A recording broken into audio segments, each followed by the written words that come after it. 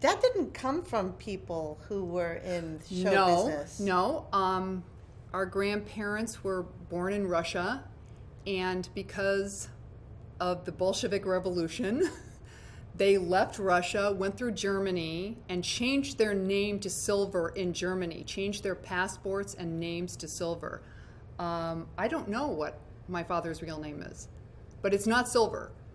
Probably some variation of Silver Smith. Because actually, Silver is a German name, and that's where they got it when they went through Germany to come to America. That started in burlesque. I mean, that was his... He started in vaudeville and burlesque. He started out as a singer. When he was a kid. He left 6th grade and started singing, and when he lost his voice after the age of 13... When it changed. It's true. He didn't lose his voice. It just... went from here to here. Yeah. And since he was part of these comedy acts in vaudeville, it didn't work anymore. So he thought his career was over. But then the older comedians said, no, you've been spending a lot of time with us. You get it. Reinvent yourself. Yeah, you have the capability to be a comedian, learn how to do it. And I think that's when the idea of Phil Silvers sounded because it sounded better introducing Phil Silvers. Yeah, well. That's what he told me. He said it just sounded better. Right, the sound of it came. I don't think it was marquee value as much as, hi, I'm Phil Silvers. Yeah. That was the only one that went into show business. Yeah, no, for sure. Except his brother, who was his manager. Well, Harry. His brother, Uncle Harry, was his manager. I think that was just like, do it kind of a situation. I don't think he was one of those manager brothers, kind of situation. He took care of the money and the He was booking. smart. He was smart. Yeah, business smart, where my dad was on stage. Funnier than business smart. Well, someone to manage the business while he performed. Can you imagine? And since he was the baby of 9, I think he was able to pull it off. But can you imagine going to your parents and saying, I'm going to go into entertainment now. I'm dropping out of 6th grade and I'm going into vaudeville. I just can't even, my grandparents I don't know how that went over. I think they saw it because of the kindergarten story. Yes. He was in kindergarten, and they were doing Thanksgiving parade. The story of Thanksgiving show, and the kindergartners were the pilgrims in the back, and the 1st and 2nd graders, they were doing the show. The Indians. Right. Yeah. And so he just had to come with the hat and the buckle on his belt, and stand in the back and be a pilgrim. And the show's going on, and the Indians come out, and he says, careful, they're going to shoot us with bows and arrows, run! And he ran off the stage. And my grandparents were probably, okay. Well, but he loved the reaction. Yeah. Everybody laughed, and that was it. It just seemed natural to him to, add some drama into what was going on. And he said that was it. I wanted more of that. Yeah, and he was 5. And he was 5. His legends, the people he looked up to, were always sports figures. Joe DiMaggio was his hero. Now, his best friend was Jack Benny, and he really respected Jack Benny. Berle. Milton Berle they grew up together in vaudeville. He and Milton came up together in vaudeville. And when we were growing up, he lived next door. But I mean, they had this childhood relationship where their careers grew up together. Well, he and Jimmy Van Heusen had a very funny story. Jimmy Van Heusen had to write a song for a Bing Crosby movie, and they were both under contract for MGM, and they had to go into Louis B. Mayer's office and sing the song, and they had been out all night drinking and gambling. So he turns to my dad and says, I got nothing. I have no song. Louis B. Mayer is going to kill me. And my dad was like, I'll go with you. I'll support you in the meeting with Louis B. Mayer. No song, nothing. So they're standing there in Louis B. Mayer's office, and he goes, sing it, because that's how he was. And he stood there and looked down on the desk, and my dad is looking down on the desk like, look. And he goes, you're the cream in my coffee. Yeah. And he sang the whole song from what was on Louis B. Mayer's desk, with my dad standing next to him going, yeah, like that thing. And they just made up the whole song. He made up the whole song right in front of him. But that's not my favorite Jimmy Van Heusen song moment. Well, no, your song, yes. Yes. They went to Nancy Sinatra's third birthday party. Junior, Nancy Sinatra Jr. Yeah, Nancy Sinatra Jr. No, she's Nancy Sinatra. Well, the mother was The mother was too. Nancy too. Okay, so they walked into the third birthday party, and of course they had no present because they probably out drinking and gambling the night before. And they sat down at the piano and wrote Nancy with the laughing face at the party, at the piano. My dad wrote all the lyrics, and he wrote all the music. That's right. His best friends were the most interesting people that you would not expect would be Fighters. his best friends. Patty Chayefsky was one of his best friends. I was in the Motion Picture Academy Theater with him going to a screening, and we're walking down, and I hear, Philly, and I turned around, and it's Laurence Olivier sitting with Natalie Wood at the screening. And I said, Dad, you know Laurence Olivier? And he said, Larry! And we sat with Laurence Olivier and Natalie Wood and watched the movie because he and my dad were really good friends. I'm always shocked by who he knows. But the most interesting person that he was best friends with that I don't think anybody knew was Orson Welles. Oh, I knew that. Yeah, well, we knew that. Well, we know that. But my dad came here, left Broadway to come here to become an actor in movies. And his first screen test was as a priest. So he didn't get a lot of work after that. So he knew a guy named Toots Shor who owned a club, Toots Shor's. So he would play Toots Shor's all the time to pay his rent and live. And so he was doing his act, and in comes Orson Welles, watches the act, came backstage and said to him, I'd like to shake the hand of the only other genius working in Hollywood. And from that day forward, they were like really close friends. And I don't think anyone would have ever thought that. Because even though Dad dropped out of school in 6th grade, he taught himself. He read everything and became an expert on everything. He was actually brilliant. I was there. This is not a happy story, but I was in the hospital after he had a stroke. And his doctor was really concerned about how it had affected his brain because it had caused, paralysis on the left side of his body. So they gave him an IQ test. And I was there when the doctor came out from giving him an IQ test, and I said, how is it? And he said, you're not going to believe it. And I'm thinking, oh, God, it's really bad. He said, Tracey, he tested 190. This is after a stroke. I said, could you imagine had he been tested during Bilko days? What would it have been? There was I don't no even know. subject that would come up that he didn't know something about or a lot about. Yeah, just from reading. He said, make sure you can discuss any subject at a dinner party except religion. Don't ever talk about religion. Yes. No, but he was very worldly. He was very worldly. He started studying. There were always a stack of books next to him. Oh, he read everything. And he read everything. So Everything. I don't know if that was him trying to go back and catch up on what he didn't get, but he certainly got an education. I don't know. I mean, to me, it's like a Steve Jobs kind of a thing. I think these were just brilliant, born people, brilliant. Well, and one of a kind. Even after Bilko was over, he was Bilko for the rest of his life. Yeah, no, he told me, he said, I am famous. What he loved the most was doing Broadway. Yeah. That was where he lived. That was what he loved. But he said, even though I love that the most, I will always be Sergeant Bilko. That's right. And in every house that we lived in as children, mail would come, Bilko, Beverly Hills, California. He also said there was glasses. Yes. Yeah, that's the best. He said if you couldn't find his address, you could draw a pair of his glasses on an envelope, and somehow it would reach him. And it was black glasses, Beverly Hills, California, and we got it. And it was a letter from my dad, a fan letter from my dad.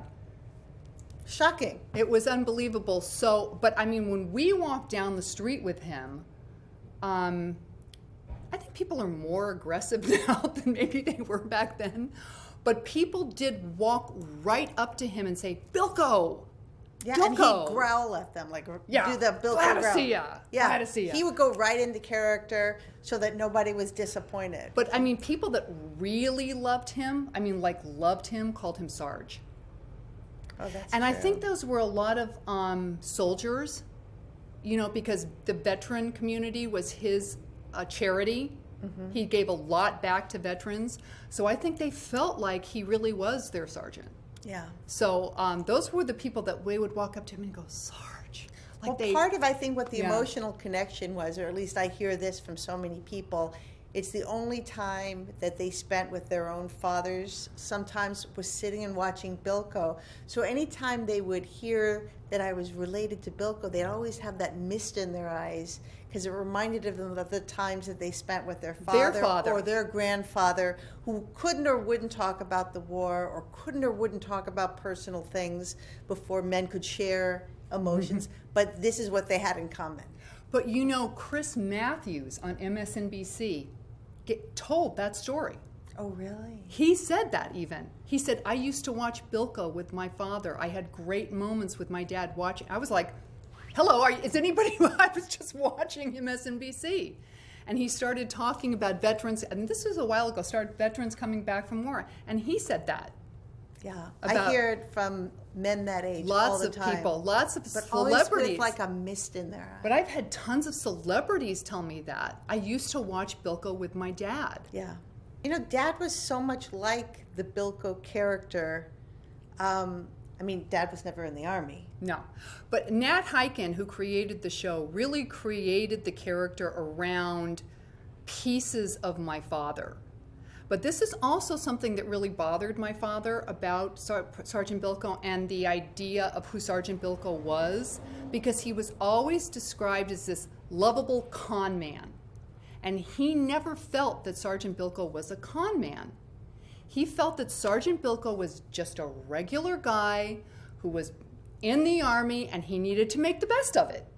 And he needed to figure out a way to get around this or that or whatever it is he faced on the Army base. He never saw Bilko as a guy that was scheming to hurt anybody. And he never did. I mean, even if he was scheming, it was about the really upper class in the Army. Right. That's why the guys on the show loved him, Colonel Hall. Yeah. Scheming against Colonel Hall. But that's why the characters on the show, not just the actors, but I mean the characters on the show loved the Bilko. Because they knew he was doing it for him, yes. Maybe a lot. And for them. But for them. Yeah, to get... You know, to get them, whatever it was, to get them to New York, to get Dick Van Dyke to be the pitcher for the, you know. Or to Elvis to come play Right. It was always about he and the guys scoring something. And that's how he looked at it. So he thought of the character, I think, in a much larger way than the way people sort of see Bilko. But there was always a comeuppance in the end, too. I mean, he would get away with many things, but some stuff he didn't get away with didn't make him stop trying. Yeah, I mean, it's sort of like, I don't know, the idea of playing the lottery. You know, throw a bunch of stuff out there and see what sort of sticks. see, maybe I'll get lucky and I'll score something. I mean, I think that was more of the philosophy, and I think that's why people related to Bilko rather than, you don't love a con man. Right. People don't love a con man, and people loved Bilko because inside they wanted to be like that. They wanted to be able to go, Marilyn Monroe, oh, Mrs. Hall, you silly fool. You know, they wanted to be that person. They wanted to be the life of the party. They wanted to walk into a room and say, glad to see ya. They wanted to be that. To us, he was Dad when he was at home. I mean, we still had to give him our report card to sign, and I mean, there were things that there were signs in our house that said elope, because we're 5 daughters. Yeah. And that was a big joke. He was going to have to pay for 5 weddings. We were definitely part of the Vegas Act. Yes. For sure. Yeah. So there was a sign that said elope. I think that was supposed to get into our subconscious so that we would. But, I mean, it was just a joke. But I think he was... Well, I think, like I said to a lot of people, we lived at home with our dad and went outside on the street with Phil Silvers. He would completely change when he was in a group of people. He became an entertainer, whereas at home he was funny, but he was home. No, but I mean, he's one of the few people that I've met in my life. And I think between the two of us, we have met some amazing people in our life that you could turn to and say, be funny now. Yeah, that's true. You know? I mean, but really, Robin Williams, Jim Carrey, you know, there are people that can be funny right now. Mm-hmm. But that's a gift. That's a real gift. And not just be funny, but really be funny. Right. Right be now. Thoughtfully funny. Right. With something like when he did Forum and the stage dropped. Yeah. I mean, the opening night of A Funny Thing Happened on the Way to the Forum, the entire stage fell apart, went crashing what down. What he says on stage is raise up the curtain, and the curtain is supposed to raise up, and instead it fell down. Crashed. And he just stood until all of it was silent and turned to the audience and said, Rome was not built in a day. That's the greatest ad lib. And went on with the show, yeah. with the completely crashed set behind him.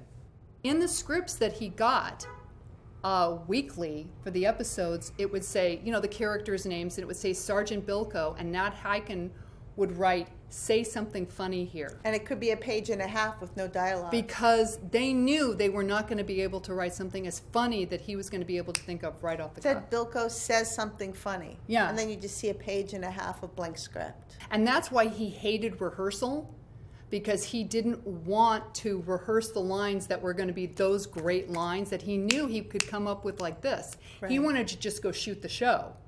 But live TV was... I mean, he was brilliant on live television because no matter what happened, he could riff on it. And most of it was ad-libbed. Most of his lines were ad-libbed on Sergeant Bilko. I don't think people realize that. There would be a basic storyline. Oh, yeah, there was the episode of what was going on. I mean, you know, everybody knew what the story was about and what was going on. But then I think you'll see a lot of actors going, you know, you'll see their... what is he going to do now, and how do I have to respond to what he's going to do right now? You know, so many people thought that Dad was their favorite comedian, even comedians today. You know, Robin Williams and Michael J. Fox. I remember were you there when Robin Williams met him the first time? I was. I didn't think that Robin Williams was going to be able to speak. He was just so amazed to be in his presence. It was amazing. But... No, I remember being very little, and he told me that the Queen of England told him that you're my favorite comedian. I know Prince Charles told him you're my favorite comedian. JFK. That was when we were little. I remember that he and my dad actually were very close friends. He was very good friends with President remember Kennedy. Once he spoke at, I don't even know what the evening was, but he walked out on stage, and the president, the vice president, and the cabinet, and the senators are all sitting out there, and he was the performer of the evening, and he walked out to the microphone and said, "Who's minding the store?" I think that was at inauguration, maybe. I think because he did every presidential inauguration when he was alive. He did every one of them. And that's when they also used to do, instead of just speeches, they used to do skits and shows. Yeah, it was more of a performance thing at those inaugurations. But he's extremely popular in England. So if I ever meet a British actor to this day, because you're thinking, oh, they don't know who Phil Silvers is anymore, and they'll go, Sergeant Bilko, and it's some famous British actor. Then they just adore my dad. But I think that the Kennedy connection was my dad actually starred with Dean Martin and Marilyn Monroe in her last movie, the one that was never finished, where she died. And it was during that filming that, and I know they were friends way before this. It was during that filming, though, that my dad and Marilyn and the Kennedy family were social a lot during that filming. But I know that he and President Kennedy were... Well, he has so many letters from so many Kennedys. Well, this is something that drove me insane. I would be sitting in the room, and he would be reading a letter, and I would say, "Oh, who is that?" And he goes, "Oh, it's a great letter from Woody Allen. It's so funny." I'd say, "Dad, are you crazy? Why?" Or he would just rip it. He read it. Yeah, no, I've read it. Why now do I have to keep it? It's a letter from Woody Allen. I'd say, "Dad, to Phil Silvers from Woody Allen. I'd like to keep it." Oh well, okay. No. Not important. Drove me crazy. The fan letters he would get from famous people, and he would throw them away. Oh, I wish read we'd them and throw saved them them. away. Read them, always read them. I don't want people to think he didn't read them. Read them and throw them away. Nancy and I traveled with my dad a lot. Just because we were the two of us. oldest. Yeah, we were the two oldest. So we were in Vegas a lot as children, Nancy and I. We ran through the casinos. We had signing power, so root beer floats. Well, would Nancy and I sign were our able to name. sign anything. Yeah. we didn't understand what that meant. Yeah, you just sign so your we would name. just sign stuff. I want that. Sign our name. name. They put slot machines in the hotel room for us because Yeah. you're not allowed to step onto the floor, the gambling floor if you're not 18. And We we did. were not 18. We were not 10. No, but everyone knew us, and we just And that's That's when full they run. would keep the doors closed to the topless shows. And we didn't really understand what was no, going we on. wanted to in go there. see the makeup and the clothes. Yeah, but we and liked pretty the costumes. ladies. Those costumes were so cool, but they just didn't have their shirts on, so we But they could were not figure very, that they out were at so all. sweet to us. They though. were very sweet to us. The whole place. I mean, I think they were told to watch out for us because he was on stage. Well, this was when Las Vegas was like that movie Casino. I mean, this was really when the mob ran Vegas, and so we would hang out. And Dad thought this was really funny to be in a restaurant and make us run over to the mobsters and tell them a joke. Yeah. He would say, "Go run over to what were Mickey. those Chicago guys?" yeah, Um, I'll Bugsy, tell you right my now, dad- he would have said to you, "Don't ever tell them the names," Yeah. which is why Well, even because if I my remembered dad- them, I wouldn't say them now. Well, my dad was actually really close friends with Bugsy Siegel, but but this was after. and he said, Bugsy "Don't Siegel, call him Bugsy Siegel." even though he could. but he said, "Don't ever say it out loud." No, he would send like Joe Bonamo. I mean, these guys. He would like make some kind of a thing and have us run over to their table and these guys would laugh, and we They'd thought get we up, were "Wah." so clever. We didn't realize that they were like killers. They were good to us. They were very sweet. nice to us. They were very nice to us. But one of the best Vegas stories from my dad was he and Bugsy Siegel were very good friends, so they would go back and forth to Vegas all the time. And they were gambling at the table, and Bugsy said to him, "I need to get back to LA." And, well, taking my dad away from a gambling table, this was not happening. So my dad did not leave, and Bugsy drove back, and that's when they shot up his car and almost killed him. They did not kill him in the car that day, but my dad said, And it was my it dad's definitely car. would have been me. I would have been dead. Oh, for sure. In the car. But Bugsy survived it, survived that shooting. But he was supposed to be in the car with him that day. Being raised in Beverly Hills with Dad, we were raised in a Jewish environment, It was a Jewish community. a but Jewish community, and it was very important to my father that we were raised around it. He was an extremely proud Jewish person. He was extremely proud of his heritage. Were we a kosher household? No. no, but Sunday was at the deli. Yeah. But he was very proud of it. Now, he had 5 daughters. Had he had 5 sons, we would have all been bar mitzvahed. But I don't know why we weren't bat mitzvahed. Maybe it wasn't as important. But he always said to my mom, if they're boys, they're getting bar mitzvahed. So, but it was not like But we he was lived in a Jewish household. He was a very proud Jew, but a lot of his friends were monsignors. Yeah. Oh, And- that's a great story. Yeah. When my dad had the stroke in New York after he was on, funny thing happened on the way to the Forum, and unfortunately he closed the show by having a stroke. He woke up in this Catholic hospital with his best friend, Monsignor, and I think this is the wrong name, McCormick, who was the Monsignor of New York at that time. He woke up from having a stroke and saw this giant wooden cross in front of him and turned to him and said, if this is a tricky way to convert me, it is not going to work. When Dad had a stroke, it did cause problems for a while. He did lose some of his speech. He was paralyzed on the left side of his body. It was a long and arduous journey to get past it. It was a long recovery. It did alter him forever because not only was he brilliant with his mouth, he was a very physical comedian.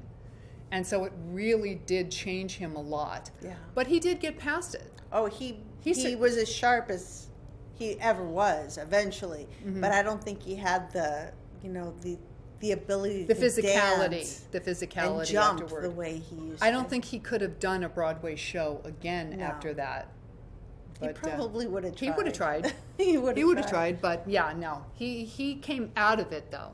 The only grandchild that he lived to see was my oldest, Jacqueline. And she had a very nice relationship with him. He taught her, he had a cane at the time, and he taught her to pick up the cane and say, "Introducing Phil Silvers." He taught her how to introduce him when he entered a room. Exactly. He taught a 2-year-old how to say "Introducing Phil Silvers" before he entered the room. Yes.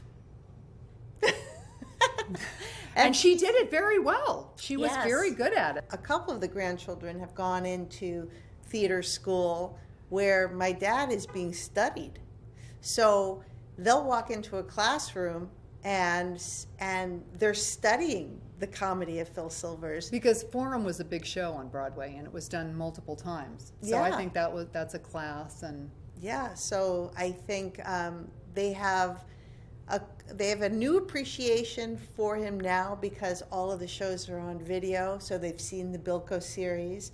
I hear there's this box set coming out. Oh, again? Wonderful. Yes. Good to know. There's a box set. Yeah. Place box set here. Yes. So they've seen it, and it's one of the only shows you can watch. It still holds up. It's not old humor or old-fashioned my daughter humor. laughs. My daughter Yeah, laughs. My kids watch it and Yeah. laugh. And really, it could be on today. I mean, some of the subject matter is history, but for the most part, the humor holds up. I think so. Yeah. So I think they're very proud to have a grandfather that everybody knows. It's a historical, iconic figure. That is an amazing thing to know that you will live on forever. Yeah.